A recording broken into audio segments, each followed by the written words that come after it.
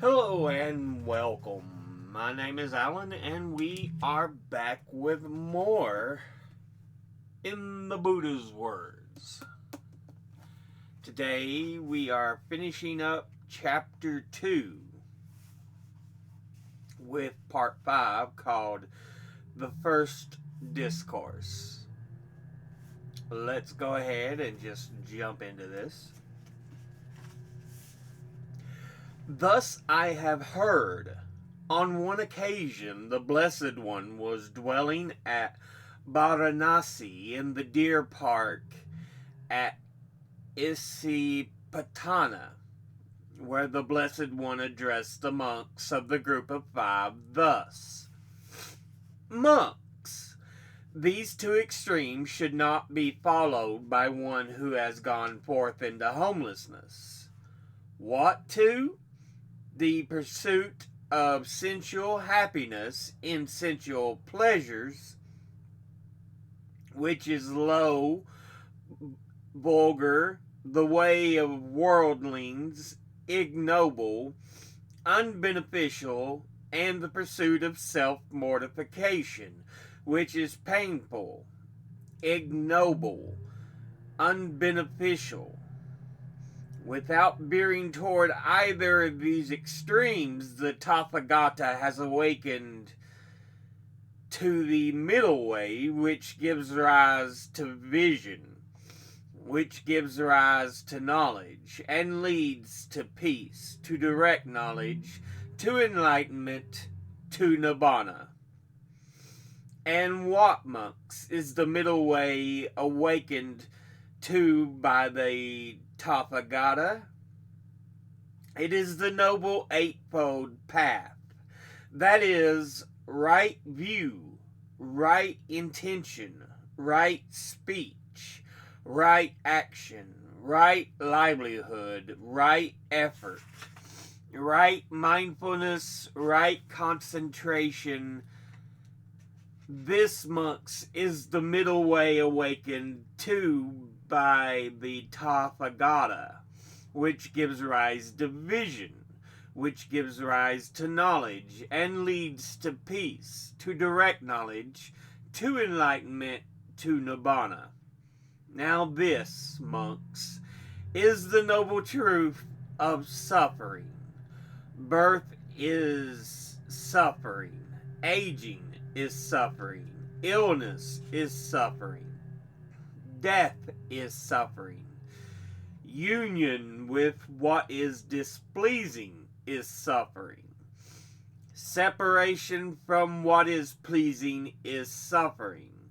Not to get what one wants is suffering. In brief, the 5 aggregates subject to the clinging are suffering. Now this, monks, is the noble truth of the origin of suffering.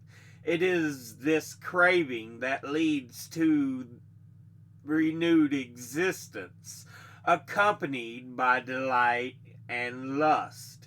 Seeking delight here and there, that is, craving for sensual pleasures, craving for existence, craving for determination.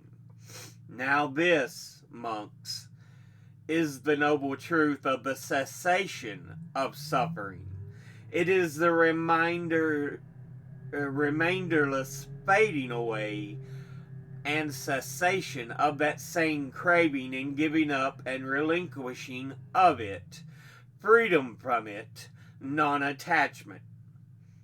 Now this, monks, is the noble truth of the way leading to the cessation of suffering. It is this noble eightfold path.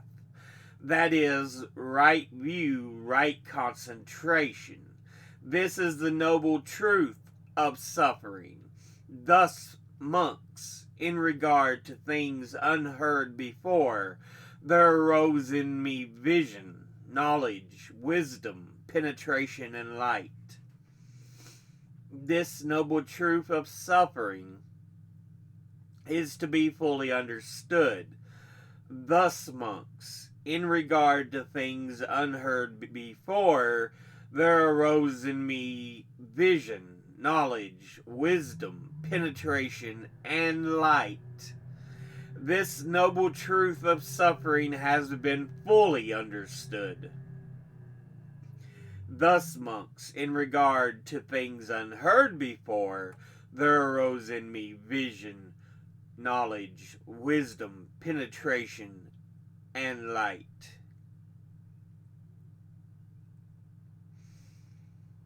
This is the noble truth of the origin of suffering. Thus, monks, in regard to things unheard before, there arose in me vision, knowledge, wisdom, penetration, and light. This noble truth of the origin of suffering is to be abandoned. Thus, monks, in regard to things unheard before, there arose in me vision, knowledge, wisdom, penetration, and light. This noble truth of the origin of suffering has been abandoned. Thus, monks, in regard to me, things unheard before, there arose in me vision, knowledge, wisdom, penetration, and light. This is the noble truth of the cessation of suffering.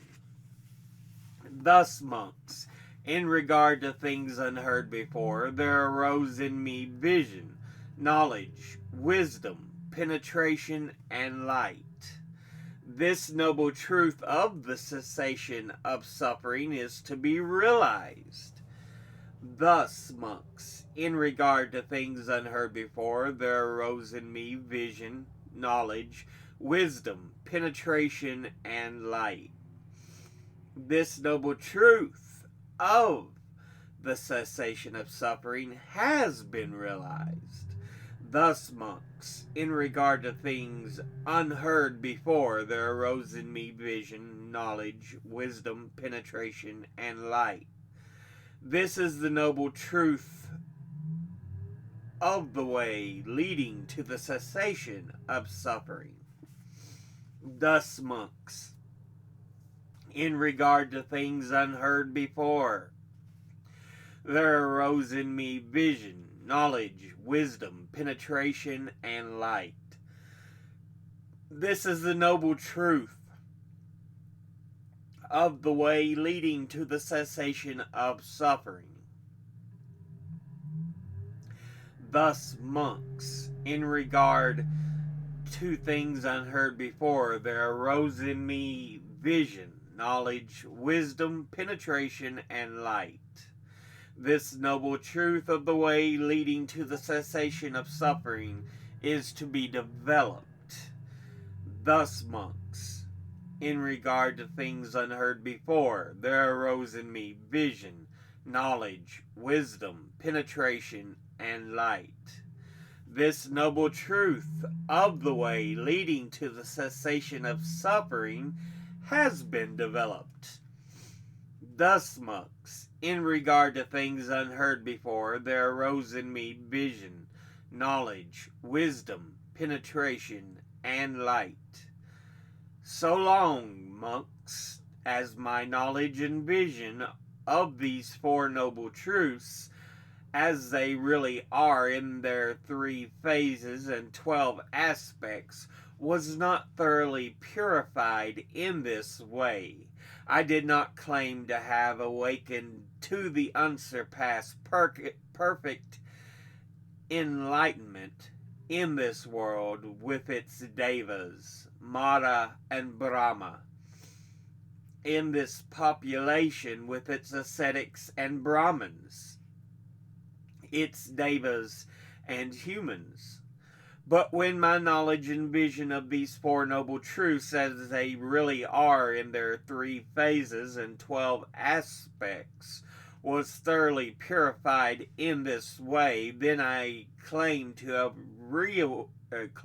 have awakened to the unsurpassed perfect enlightenment in this world with its devas, Mara and Brahma. In this population, with its ascetics and Brahmins, its devas and humans, the knowledge and vision arose in me. Unshakable is the liberation of my mind. This is my last birth. Now there is no more renewed existence. This is what the Blessed One said. Elated, the monks of the group of 5 delighted in the Blessed One's statement. And while this discourse was being spoken, there arose in the venerable Kondana the dust-free, stainless vision of the Dhamma. Whatever is subject to origination is all subject to cessation. And when the wheel of the Dhamma had been set in motion by the Blessed One, the earth-dwelling devas raised a cry. At Varanasi, in the deer park at Isipatana, this unsurpassed wheel of the Dhamma has been set in motion by the Blessed One, who cannot be stopped by any ascetic or Brahmin or Deva or Mara or Brahma or by anyone in the world. Having heard the cry of the earth-dwelling devas, the devas of the realm of the 4 great kings raised a cry. At Varanasi, this unsurpassed wheel of the Dhamma has been set in motion by the Blessed One, which cannot be stopped by anyone in the world. Having heard the cry of the devas of the realm of the 4 great kings, the Tavatimsa devas, the Yama devas, the Tusita devas, the devas who delight in creating, the devas who wield power over others' creations, the devas of Brahma's company raised a cry. At Varanasi, in the deer park at Isipatana, this unsurpassed wheel of the Dhamma has been set in motion by the Blessed One, which cannot be stopped by any ascetic or Brahmin or Deva or Mara or Brahma or by anyone in the world. Thus, at that moment, at that instant, at that second, the cry spread as far as the Brahma world, and this 10,000-fold world system shook, quaked, and trembled with immeasurable great radiance surpassing the divine majesty of the devas appeared in the world. Then the Blessed One uttered this inspired utterance. Kondana has indeed understood. Kondana has indeed understood. In this way, the Venerable Kondana acquired the name Ana Kondana, Kondana who has understood. But that ends that particular part and that particular and ends chapter 2 as a whole. So yeah, let's go back to the introduction of the chapter.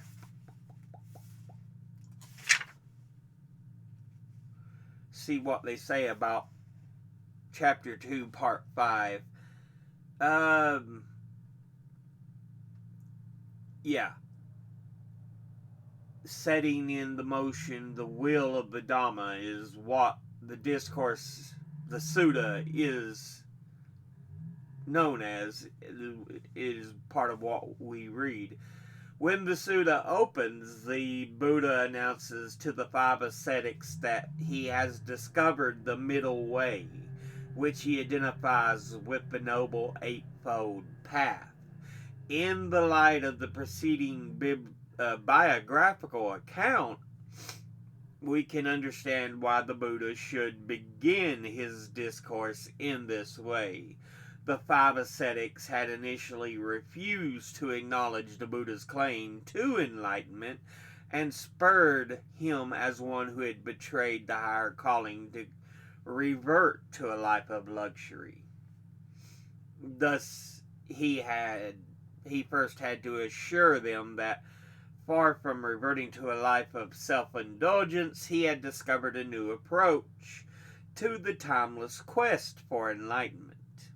Because, yeah, remember in the previous episode, they were saying he has given up on seeking the true path. He's went back to his ways of self-indulgence.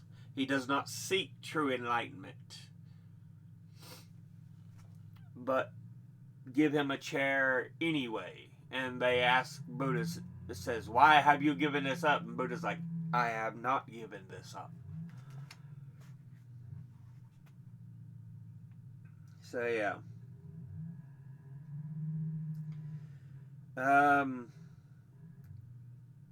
The new approach he tells the monks of five remains faithful to the renunciation of sensual pleasures, yet eschews tormenting the body as pointless and unproductive.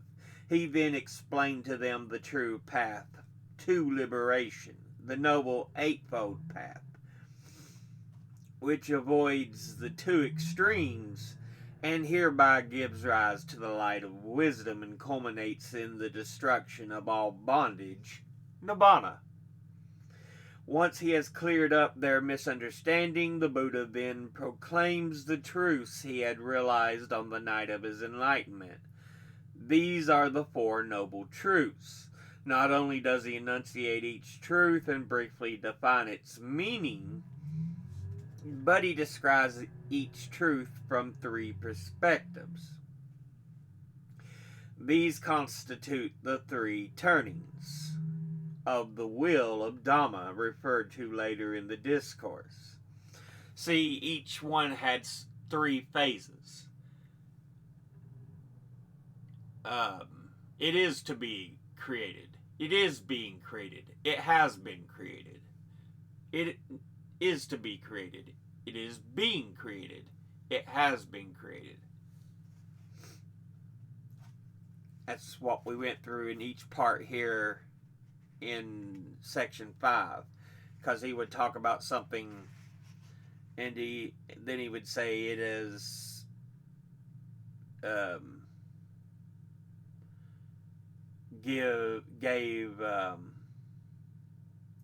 arose to him in vision, knowledge, wisdom, penetration, and light. But each time it has something he gives them turns. Suffering. Birth is suffering.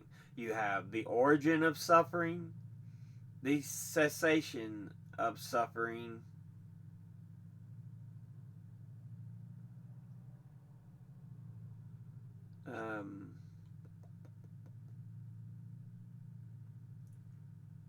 and let's see, and then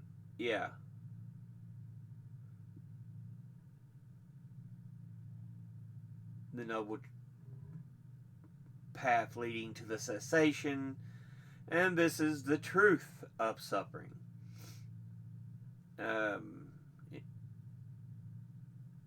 It is fully understood, or it is to be fully understood, the noble truth of suffering.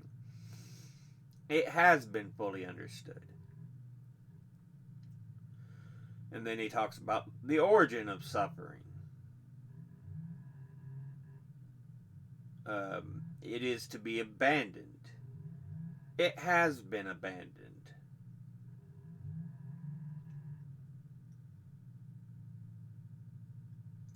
The cessation of suffering.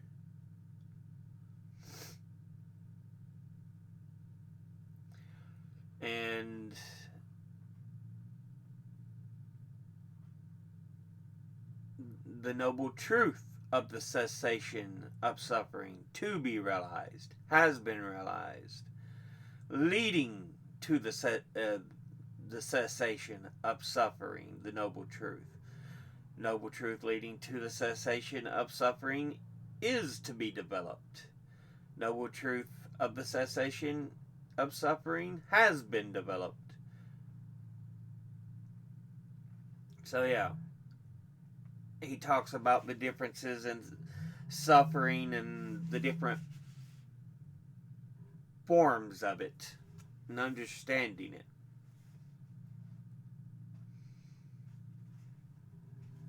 And the introductions here is talking about, look, there is not always a requirement of suffering. With respect to each truth, the first turning of the wisdom that illuminates the particular nature of the noble truth, the second turning is the understanding that each noble truth imposes a particular task to be accomplished.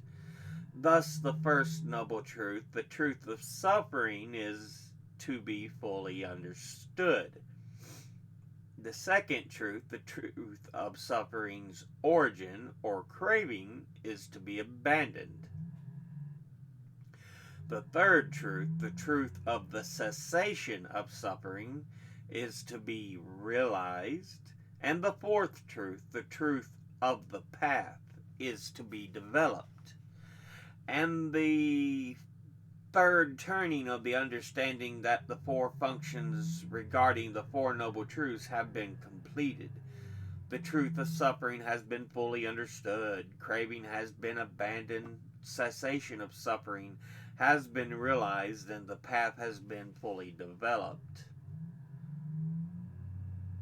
It was only when he understood the Four Noble Truths at these turnings and 12 modes, he says, that he could claim the myth, or claim that he had attained unsurpassed perfect enlightenment. So, yeah. But that's what we were looking at with that particular piece. The next piece opens for next episode. Will open chapter 3, Approaching the Dhamma. We'll read its introduction. But yeah, this will be a long read, but we're getting through it. Making our way downtown. Anyway, as always, educate thyself. Think, read, study, learn. Someone tells you something you have trouble believing, ask them to cite their sources. Someone tells you something you have. Thank you all for watching. I'll see you all in the next one. Until then, later.